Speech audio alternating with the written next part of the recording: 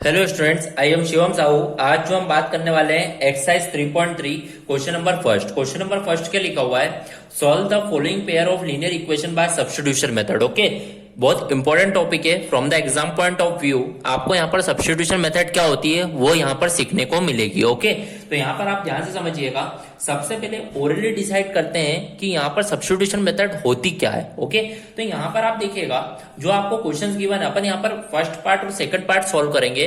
तो सबसे पहले ध्यान देते हैं फर्स्ट पार्ट की ओर। तो फर्स्ट पार्ट में आप देखोगे this is our equation number 1 and this is our equation number 2। ये आपको इक्वेशंस गिवन है। ओके, अब यहाँ पर देखिएगा आपको सब्स्टिट्यूशन मेथड से सॉल्व करना है। सब्स्टिट्यूशन मेथड में एक बार ओरली बता देता हूँ। सब्स्टिट्यूशन मेथड क्या होगी, आपको क्या करना होगा, मान लीजिए आपको फर्स्ट इक्वेशन से क्या करना होगा, x की वैल्यू फाइंड आउट करके सेकंड इक्वेशन में पुट करना होगा। क्या करना होगा, फर्स्ट इक्वेशन से x की वैल्यू फाइंड करना है और उसको कहां में पुट करना है, इक्वेशन नंबर 2 में। तो आप ध्यान से देखिएगा, आप देखिए फर्स्ट इक्वेशन क्या है, x plus y equal to 14। ये आपको फर्स्ट इक्वेशन गिवन है ना। अब यहां से x की वैल्यू यदि मेरे को फाइंड करना है तो y को कहां ले जाना होगा, उधर, प्लस y को उधर जाके क्या हो जाएगा, माइनस y।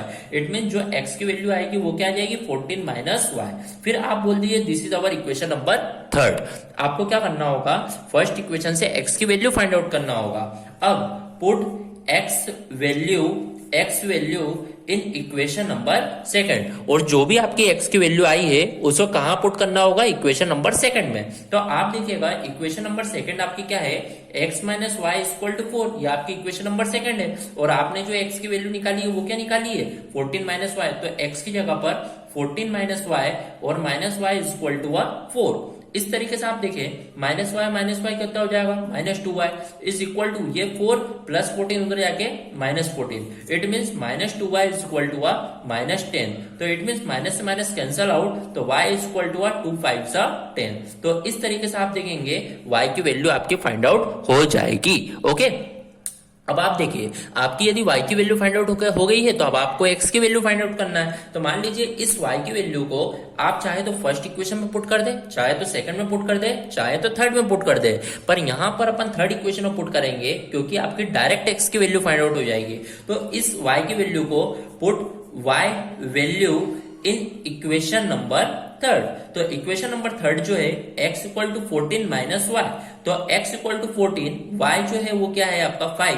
तो इट मींस x इक्वल टू क्या हो गया आपका 9। तो इस तरीके से आपकी x एंड y की वैल्यू क्या होगी, फाइंड आउट होगी। ओके, क्या होती है सब्स्टिट्यूशन मेथड, फर्स्ट इक्वेशन से x की वैल्यू फाइंड आउट करना और जो भी आपकी x की वैल्यू फाइंड आउट हुई है उसे इक्वेशन नंबर सेकंड में रख देना। जैसे सेकंड में रखोगे तो y की वैल्यू फाइंड आउट हो जाती है y की, फिर y की वैल्यू को फर्स्ट सेकंड थर्ड किसी में भी रख दोगे तो y की वैल्यू आ जाएगी x की।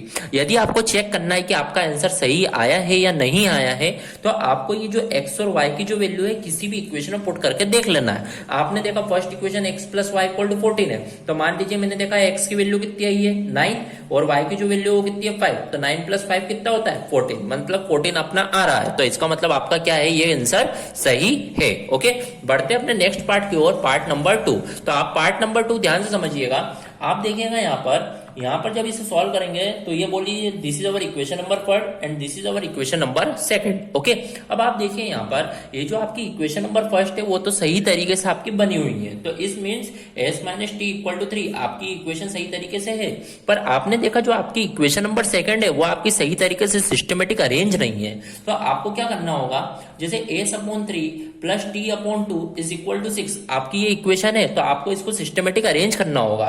पहले आप देखो यहाँ पर एलसीएम 3 2 जा 6, तो आपने एलसीएम लिया, फिर cross multiply 2 into s 2s, 3 into t 3t is equal to 6। It means 2s plus 3t is equal to 6 6 जा 36। तो ये आपकी इक्वेशन नंबर 2 इस तरीके से बनेगी। ओके, तो यहाँ पर आपकी equation number 1 and equation number 2 सही तरीके से बन चुकी है। अब आपको यहाँ पर सब्स्टिट्यूशन मेथड अप्लाई करना है।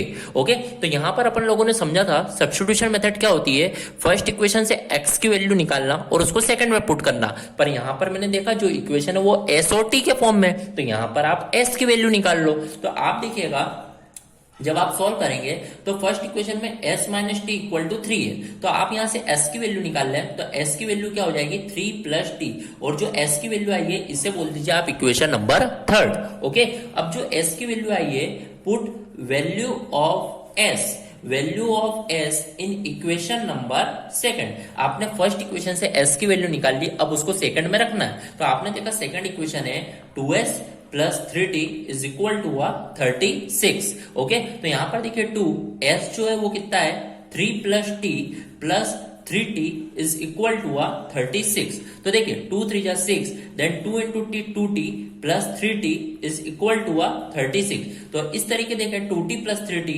5t इज इक्वल टू 6 उधर का माइनस 36 माइनस 6 हो जाएगा 30। इट मीन्स t की जो वैल्यू आएगी 5 अपॉन में, तो 5 6 जा 30। तो आपने देखा आपकी जो t की वैल्यू आई है वो कितनी आई है 6 आई है। अब आपने देखा आपकी t की वैल्यू आ गई, तो आपको s की वैल्यू फाइंड करना होगा।